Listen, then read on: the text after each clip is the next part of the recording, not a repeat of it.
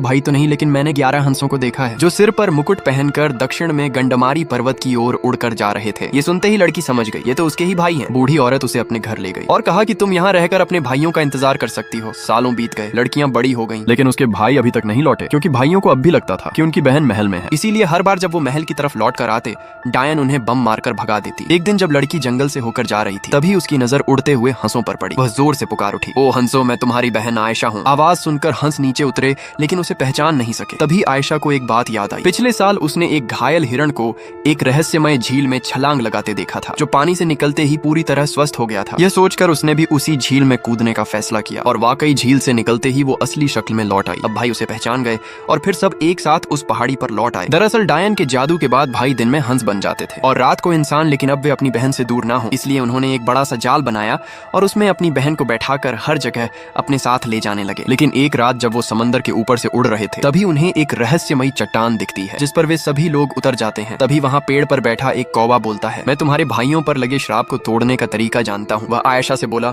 गंडमारी पर्वत पर एक जादुई घास उगती है, तुम्हें उसी घास से 11 वस्त्र तैयार करने होंगे। जब तुम वो कपड़े अपने भाइयों को पहनाओगी तब वे हमेशा के लिए इंसान बन जाएंगे। लेकिन एक शर्त है, इस दौरान तुम ना तो बोल सकती हो और ना ही किसी को बुला सकती हो, वरना सब कुछ खत्म हो जाएगा।